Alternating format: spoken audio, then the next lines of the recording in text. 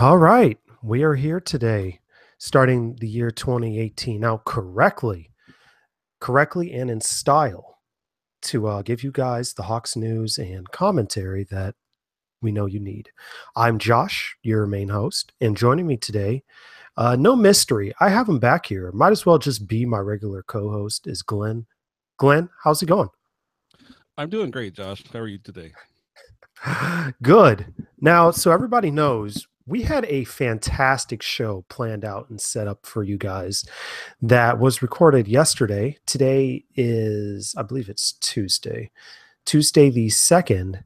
But unfortunately, due to technical errors, Glenn and myself are recording just is not did not come together. But we are dedicated fans, dedicated podcasters, and we're coming back to re-record to give it to you guys. Glenn, thank you for joining me Well, again. thank you for having me again. And it was nice, even though it didn't work out technically yesterday. It was nice to actually be in the same room with you. And to all the CawCast listeners out there, Josh is just as nice in person as he seems on the podcast. It was great to spend some time with you in person yesterday, Josh. Yeah, and so everyone knows Glenn is way smarter in person. No, I'm kidding. He is fantastic. Um, Schooling me and telling me everything that I needed to know while watching whatever various games and commentary about the sports. And Glenn, I had a great time talking to you last night and hanging out. Just stinks the initial recording couldn't go through, but I'm glad that we're back on. Yeah, we'll just call yesterday's the rehearsal, and this is the real one. That's what it is. Dress rehearsal. All right. So, um, I just want to talk about coming back from my vacation. Everybody, I went home for Christmas to Marietta, Georgia. A lot of you guys are hopefully familiar with that area. And I managed to make my first Hawks game of the season. The Hawks played the Wizards, and it was very impressive, mostly because the crowd was so large, but also with how the Hawks have been playing. My experience at Phillips, definitely interesting to see the remodeling and to hear the commentary about the sold out crowds and saying that about a quarter of the arena is still in renovation. But I can't wait to see what happens when it's done. Glenn, you need to make a trip up, at least down to Phillips at some point in time, uh, to reacquaintance yourself with the home court and all the fancy lighting and everything. I do, and I still have family in Atlanta, so it should be probably sometime this year I get down there to. I'd like to see how Phillips looks halfway done with the renovation. If not this year, definitely next year after it should be all done. So I'm excited for when I do get the chance to go back. Oh yes. Oh yes, we'll be waiting. And sorry to everyone that I couldn't meet while I was down there. I was hoping to catch a couple of you guys, but it was just too much of a rush. And man, it is cold in Georgia this time of year, which is surprising considering where I live right now. But anyway, no one wants to hear about my boring my boring trip.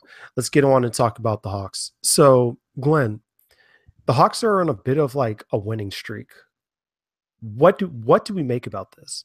I When I was there, I witnessed them beat the Wizards. They just beat the Trailblazers, beat the Heat, had a close game with the Thunder, and we saw one of the players just go off against the Raptors. But what do we make of this winning streak? Should I panic if I'm a pro tanker and I want that first pick?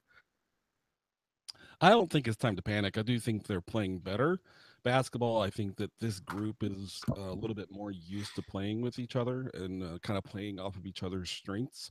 But each of those wins to me has a bit of an asterisk next to it, and it's hard to know which one might be considered most impressive because well, the Mavericks are a pretty bad team. Although on the other side of that argument, I think they've won 5 straight since taking that L to the Hawks.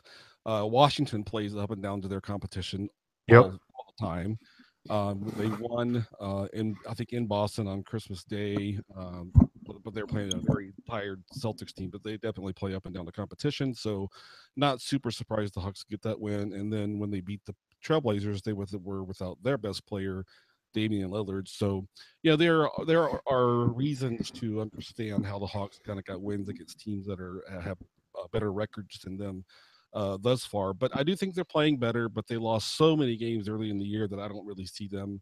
It's as high as I am on this group. I think I had the highest predicted number of wins of all of us Peachtree Hoops personalities. But they're so far behind on the record right now that I don't think they're going to play well enough to get out of the say bottom four or so. I think they're pretty safely in that bottom four. Now, you say the Wizards play down to their competition. That was kind of apparent when I was watching the game, especially when you have sleeper agent Mike Scott out there on the Wizards. Which, by the way, for everyone that doesn't know, Mike Scott got a tribute video. I mean, it didn't even make it to the end of the first quarter. The tribute video lasted as long as a timeout on the floor. So, take it as it is. You can guess of the couple of highlights they had. Him dunking on Bradley Beal was the first thing they showed, which was incredibly ironic. um, yeah, I just, uh, I don't know. I've gotten off track talking about I, Mike Scott. well, I have to presume that some of those 3-point shots he made in that playoff game in Indiana were in that tribute as well. I have to think. I'm pretty sure they replayed that highlight about 2 or 3 times, but each time they were just like, "Thank you, Mike Scott," and you heard the Bob Rathburn on the call. Then I think they replayed it with Steve Holman on the call, so it was kind of, it was a thing that happened. Everybody gets a Um, video these days. yeah, Glenn, I expect you to get a video one day. They better. When next time I come back, I better get one. I'm going to be disappointed. The bar is low. Oh, yes. So that means everybody prepare yourself for that Tabo Cephalosha video and the Glenn Willis video with him on the call here. I can't wait for that highlight video. It Oh, might be okay. it might be a little shorter than the others. Mine. Oh, don't sell yourself short, man. I I'm fully expecting at least a 20-second timeout. No. Okay, man, I got really off track. We were talking about the Hawks improvement, and one of the guys I want to talk about the improvement, and I want to specifically talk to you about this since you are the master of this area. Dennis Schroeder. You, Glenn, have developed the Dennis report or the Schroeder report. Please correct me if I'm wrong of what the series is titled. But in it, you've just noticed his good, his bad, what you need to work on. I find your series of articles fascinating because it lets me know what I need to look at. For instance, last episode, I talked to you about it. You said pay attention to the amount of times he gets to the free throw line. Now, Glenn, what do you see from Dennis? Has he improved, or is it just my eye telling me something's wrong? I think he's improved, and I think the improvement is largely focused around his decision making and his shot selection. And I also think it's a little bit related to a guy we're going to talk to in a few minutes with the improvement of Torian Prince's 3-point shot and Bellinelli becoming a reliable perimeter shooter. I think he has more space to work with to get to the basket this year than last year when they had a Dwight that was kind of married to the paint. So I think the way that they're playing and the fact that they have more perimeter shooters around him this year is allowing him to kind of focus more on his strengths. The last week or week and a half, it does seem like his 3-point shot attempts are down. I've said before, I think he's capable of being better than a 35% 3-point shooter, but he's probably going to always be kind of an up and down perimeter shooter. One game it's going to fall, one game it's not. But I think he's just taking more shots at the rim and taking fewer shots on the perimeter, and I think that's not just him, say, reacting to coaching input or what have you, but just him recognizing that he has a lot more space to work with offensively this year than he did last year. So he's shooting more at the rim, and he led the league in drives last year. I think the last time I looked, he was leading the league in drives this year. When I came on last time, I talked about how many thousands of reps he's had and how he should be able to demonstrate more progress on judging whether he has half a step on a defender and has the space to get to the rim, or if it's going to be more of a tie where he doesn't have that half step and when he's not going to beat the defender to look for and embrace that contact.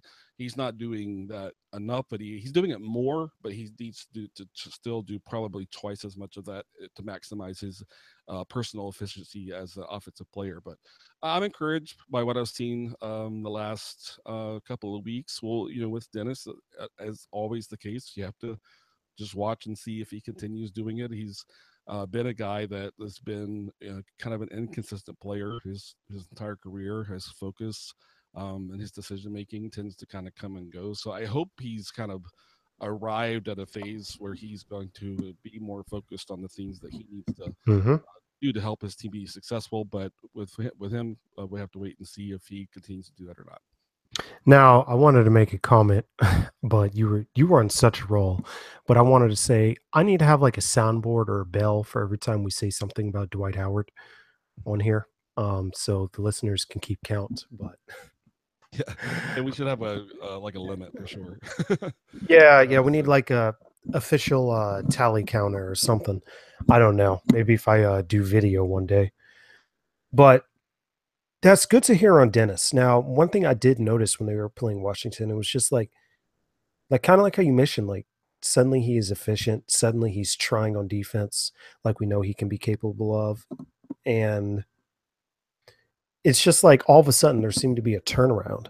Now, do you think it's only because of the matchups that he's suddenly giving this effort? Like, for instance, against the Mavericks, he's playing Dirk, fellow countryman from Germany, and against the Wizards, he's going up against John Wall, who he always seems to have a thing to play against. Do you think it's just coincidence, like with the matchups, or do you think this could be something we could be seeing for the rest of the year?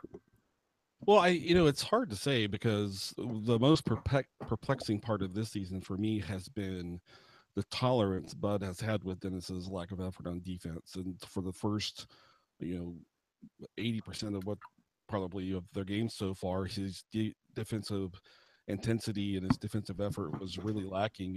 And that doesn't really kind of square away with me in terms of um, the reputation that Bud has to be kind of a very accountability minded coach. And so that's been the most perplexing part of this season. To me, I think that everyone last year just watched him and understood that he was playing his first year as a starter, playing 32, 33 minutes a game, and had to carry a lot of the offense last year. So understood that he couldn't play with the same amount of intensity that he did when he was playing like 15 to 17 minutes a game as a backup. So I think everyone kind of begrudgingly accepted it last year.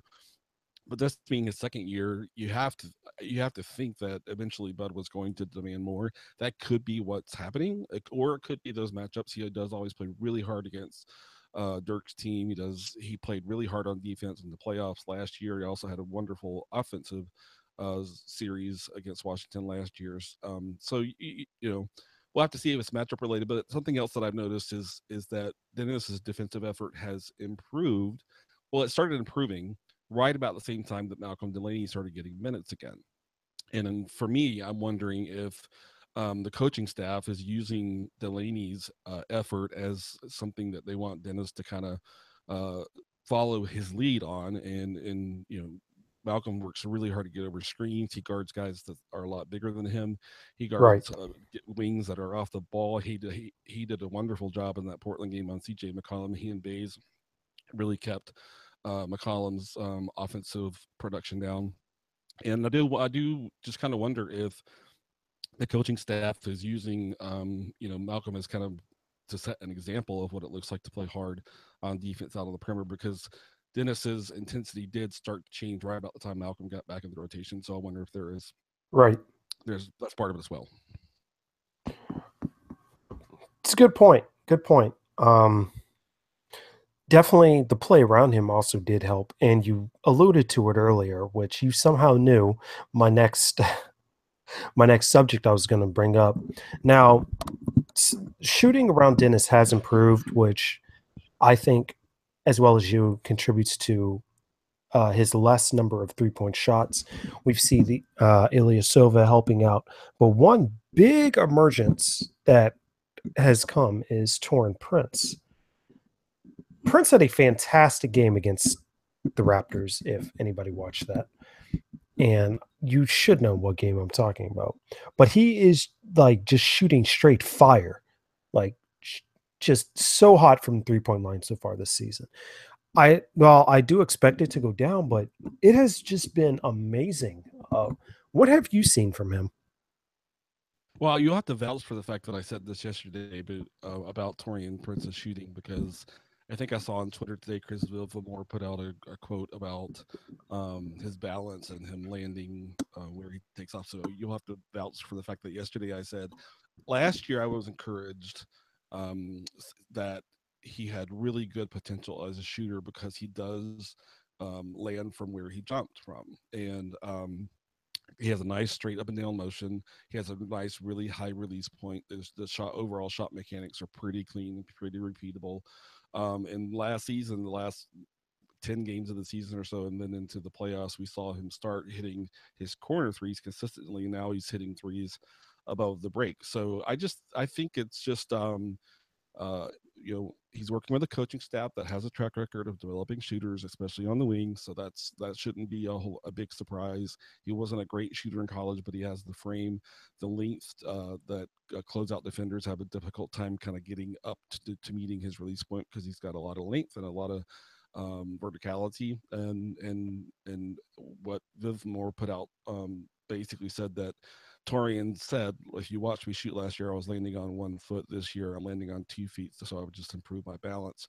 And that's that. I was seeing better balance. I don't know that could have like off the top of my head said, hey, last year he was jumping off of 1 foot, but I have noticed more balance this year, and also just better rhythm. I think we talk about the reps with Dennis, and Dennis taking getting a feedback loop as a result of all of those reps of driving to the rim. With Torian, it looks like he's quickly using that feedback loop from the reps he's getting with closeout defenders trying to get to his shot. He knows when he can get it off. He knows what he can't, and when he can't, he puts the ball on the floor. And is also finding productive things to do when closeout defenders can chase him off the line. I think he's had a couple of 5+ assist game in the last week or so. So his shooting's improved. I don't think he's going to be a career 45% 3 point shooter. That would make him one of the best shooters in the history of the league. But I don't think there's any reason he can't shoot around 40% for most of his career, and that's Yeah. encouraging, especially for a guy that profiles to be a really, hopefully turn into a really, really good defender down the line as well. Now, I can't vouch for you because you did say all of this yesterday. And one thing also you did mention to me that I was hoping you could expand on. You're saying how he's getting more comfortable in the offense.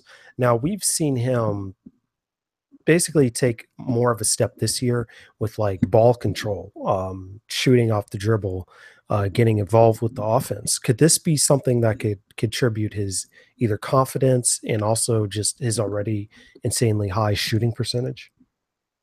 Yeah, I do think his ball handling, he's developed more confidence with that as well, and I think that's just a matter of reps. Also, saw him live in summer league when Charles Lee was coaching. They were just it looked to me like they were telling him play as fast as you possibly can, and he kind of had some ugly games out there, but I think they were just having him kind of push the envelope on how quickly he can play with the ball in his hands, and it's a little bit surprising because when they drafted Prince and Bembry in the same first round two drafts ago, Bembry had the reputation of being the secondary creator, and everyone viewed Prince as more of like the 3 and D type. But Prince is now way ahead of Bembry even as an offensive creator. And I recall last year when he would try to make that pass come from around the top of the key as he's making his way to the basket. If the defensive help comes to the weak side, he made really imprecise passes into the weak side corner. Sometimes it would find the shooter, sometimes it wouldn't. Sometimes it ended up being a turnover. But he's now mastered that skip pass over to the weak side corner, and he's even Right. better than. So I'm very encouraged with what I've seen in his game. I've gone on record to say that I think that his ceiling is being one of those players that is good enough to like make one all-star game in his career. Like, maybe one year there's a guy that's hurt and he kind of sneaks in or what have you. I don't see him being like a five-time all-star or anything like that, but could be third best player or so on a solid team, maybe a fourth best player on a contender. So I'm not. I mean, I would be surprised if he shoots 45% from three on the season. I don't think that's sustainable. 40% does not surprise me, and if he continues to get even better and better, because with the number of reps he's getting, he's showing improvement. So he's going to earn more reps, and hopefully he continues using those reps to get that feedback loop and just improve as a ball handler and as a passer and creating shots for others as well himself. Right. And he has just looked really good. Really, really good.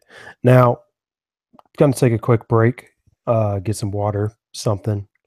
And when we come back, we will wrap up the podcast and talk about possible destinations for some players.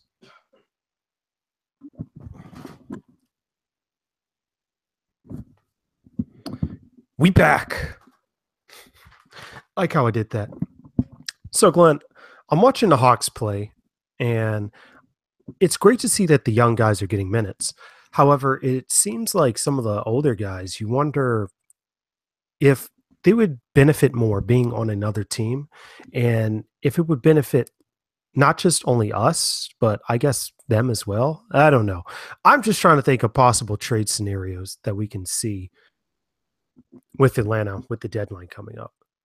So we were talking yesterday saying, like, I believe you mentioned to me, Dwayne Dedman, that he has is it the players option?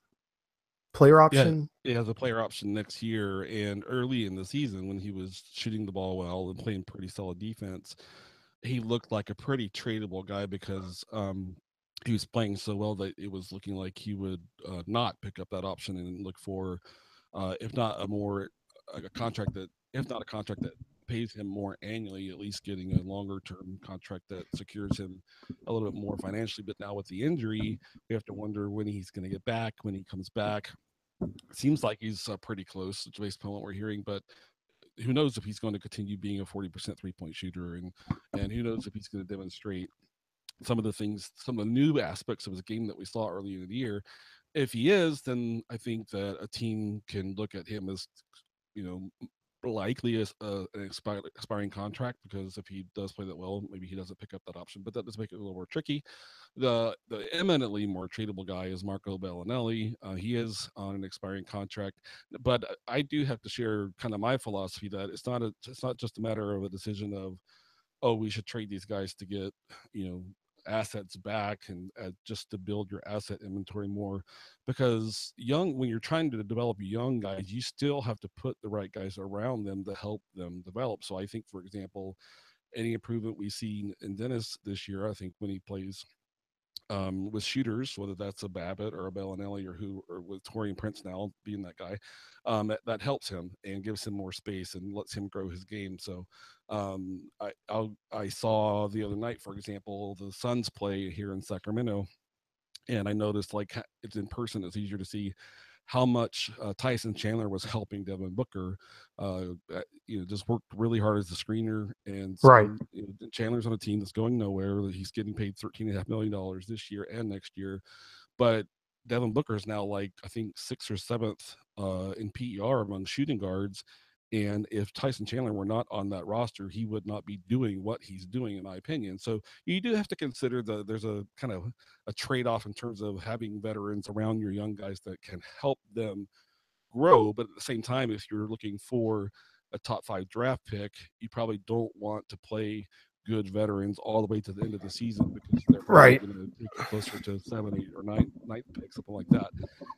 And I have the view, I probably am the least of any of our P3 Hoops folks that are kind of into a tanking season or what have you. It's not that I'm opposed to working to get a high draft pick, but my view is that if you get the sixth pick instead of the second pick because your young players improve, that's not a bad outcome.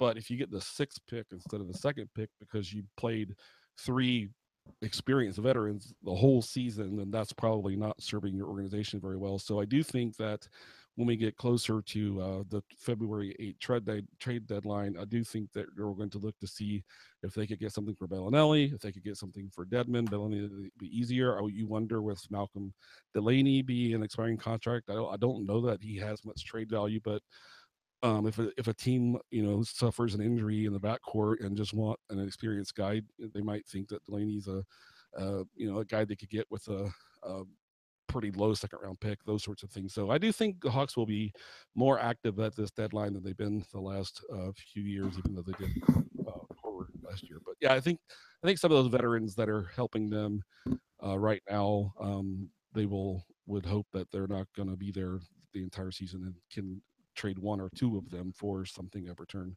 So that's my thought. That is a lot, and that a lot of that is true. Well, one team we were thinking about, we were talking about yesterday for Deadman, for instance, we were saying like, I was jokingly saying that you can never trust the incompetence of Washington or New York, but you pointed out the Cavs to me, which would be a very interesting combination since the Kevin Love at center experiment is having mixed results, especially on the defensive end. And by mixed, I mean bad. But I don't know. That's just one team that we were thinking about. Yeah, so So I do think the Cavaliers are a team that they're not ready. They don't have the roster they need to compete with the Warriors in a potential finals, and I think they're more vulnerable this year than they've been in previous years uh, because basically the love at the center position is so bad defensively, and then there are times when they can't play Tristan Thompson. Just because he's doesn't really have any offensive skill, and sometimes that becomes a problem matching up with some teams. And so since Dedman has become a shooter, he might have value to the Cavaliers. I'm also curious, like if Boston has serious intentions this season of trying to get as far as they can. I look at a guy like Aaron Baines as a guy that can help you across a regular season, but in some matchups in the postseason is borderline unplayable because he's not a shooter, and that Ben's proving to be a shooter. So you wonder if the Celtics might be a destination for him. So there are teams out there that can you still hear me? yeah, yeah, I hear you. Okay, but there are teams out there that have the need to add a big man that can play in almost all matchups, and Edmund is more of that than say like an Aaron Baines is. So there are interesting Yeah, teams out there that could be interested. and you Loku just mentioned the Celtics right there, but we'll let it go. Watch another Hawk player get poached into Boston. That sound you hear is a lot of fans just crying. But this makes me wonder as I'm going to try to start to wrap up real quick. Um, what's something that you are looking forward to for 2018? Me, I just want to see the young players play, see how the season turns out, and see if Dennis continues to improve like he has recently. Because it was looking for a while like we would be thinking we need a new point guard for the next good Hawks team. But what do you want to see in 2018? Well, I want to find out if Dennis can be a starting point guard on the next good Hawks team. I think that's still an answered question. When you look at the best players in the league, are typically the players that have that hunger to be a great every game and not just have a switch they can turn on and off.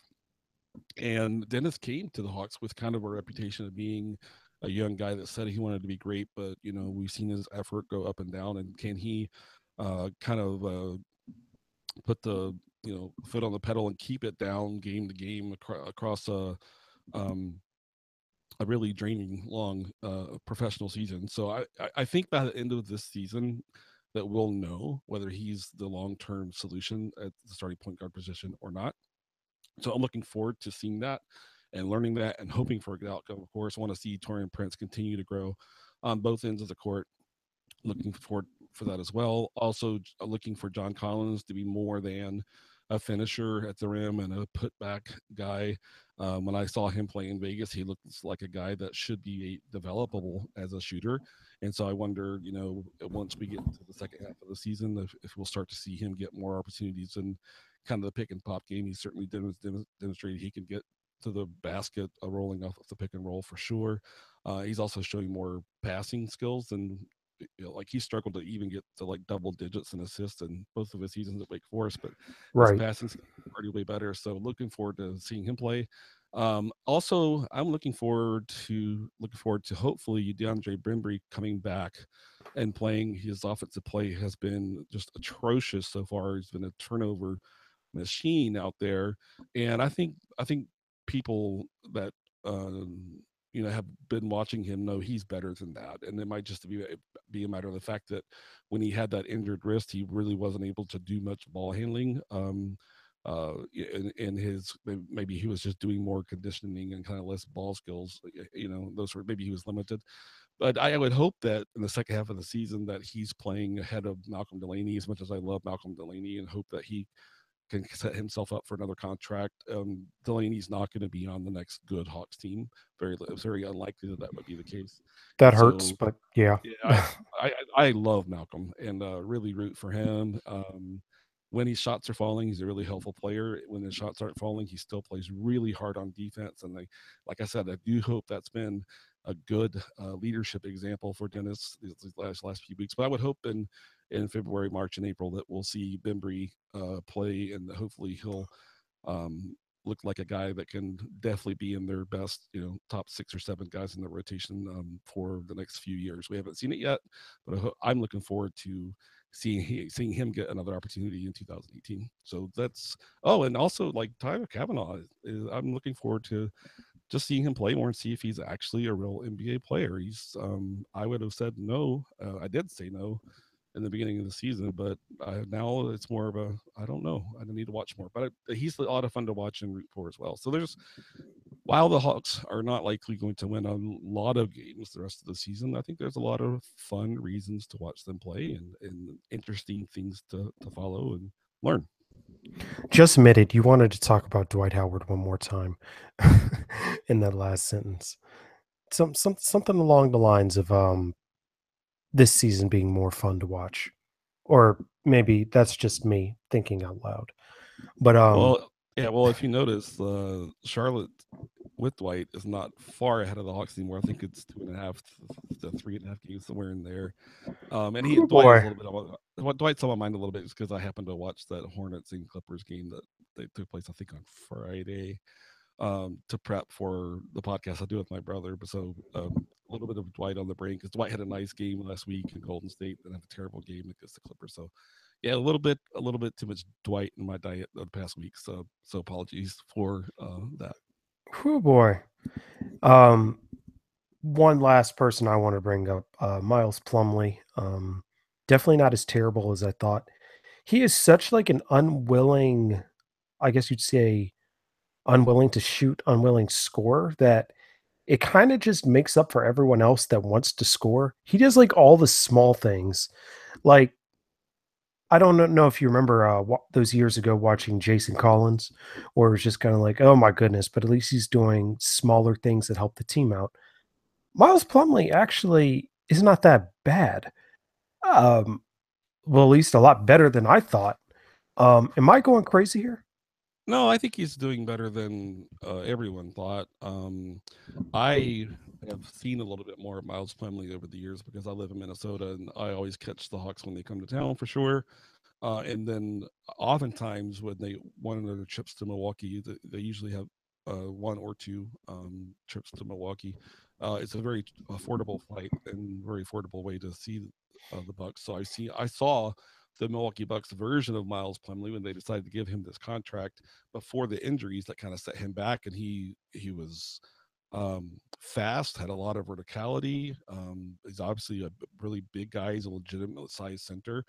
And what's really great about him on this roster is that he doesn't care if he ever touches the ball. He doesn't care if he ever shoots, but he'll still work really hard as a screener, and he'll work really hard as a rim protector. And if it's a rebounder, he's never going to be um, a really good player, but he's the type of player that can do some helpful things for this group. And unlike Dwight, he doesn't care if he ever gets the ball. In There we fact, go. Ding, ding, ding. I think it was the last game that there was a timeout, after he took a foul and when they went back on the court, I think he put Dennis at the free throw line trying to trick the refs into letting Dennis take the free throws, and of course the refs didn't fall for it.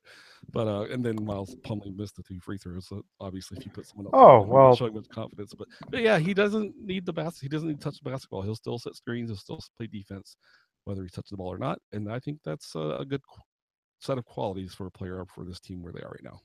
and he'll attack the rim hard. At least the couple of highlights that I've seen.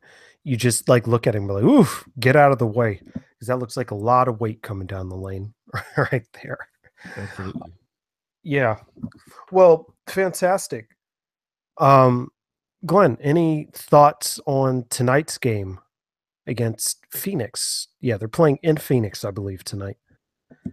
So Well, I'm actually able to watch it. fortunately, like I said, I saw Phoenix play here in Sacramento on Friday night. I took my father-in-law, and I was super impressed with how good Devin Booker is.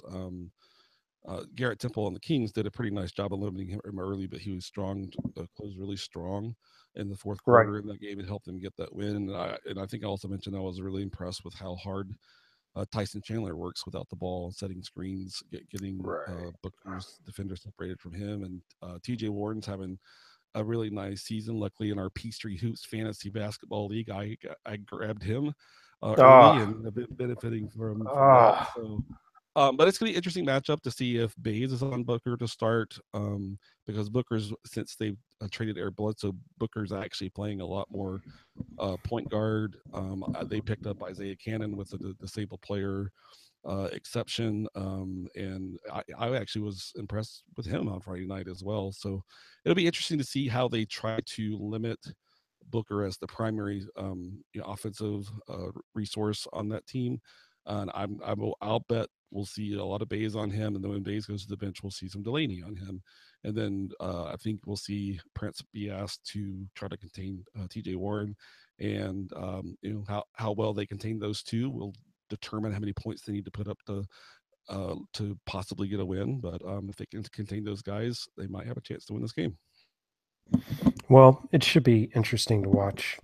I'll definitely be watching it tonight since I can actually watch it. One of the good things about being out here on the West Coast, you can actually watch the late night games. Yes, I've been Uh, taking advantage of that for sure. It was really weird the other day to sit down and I think at like 2 o'clock or something to watch some NBA basketball. But yeah. I live in the central time zone, so it's not quite as bad as I think most Hawks fans that are in the Eastern Oh time man. zone. But I'm also thankful that I think that next weekend they play in Portland on Friday, I think, and then they have 2 games in Los Angeles, and so they're gonna be on the West Coast on the weekend, where it's a little easier to catch that. So, looking forward to hopefully being able to catch some of those West Coast games next weekend, even though they'll be late for me because they're on the weekend. So, should be fun. Oh yes.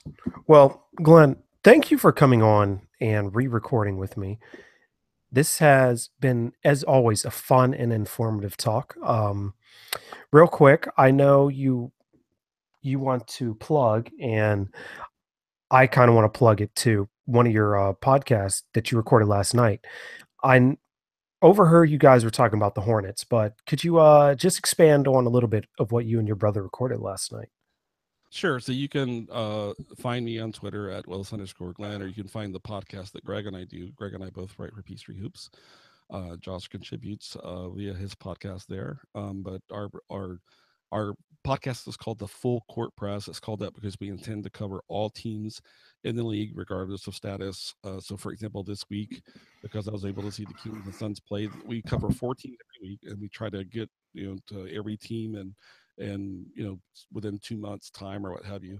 But so for example, this week we covered the Kings and the Suns, the Clippers, and the Hornets. And if you want to find us on Twitter, it's simple. It's the last word of the podcast at Press Podcast. It's the Full Court Press, but it's at Press Podcast. But it's pretty cool at this point in our lives. Greg and I have been passionate about basketball our whole lives, and it's kind of fun as twin brothers to be able to create content that other people seem to be enjoying and benefiting from. We get great feedback on it and those sorts of things. But yeah, check it out. Some I think it's more technical than some podcasts. That's a bit intentional, just to kind of be a little bit of a little bit different from some other podcasts. So if you're not like into like basketball nerdy stuff, you might find it to be a little bit less entertaining than you want. But if you want to go full bore basketball nerdery, then check out our podcast. It might be something you enjoy. Great. Fantastic.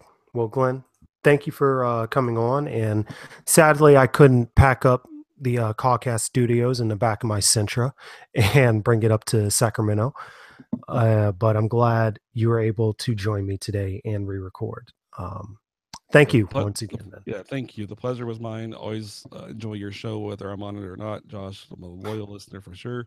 Oh, again, it was great to meet in person yesterday and spend some time with you. I thoroughly enjoyed that. And since my in-laws live here, hopefully it won't be the last time we get to spend some time together.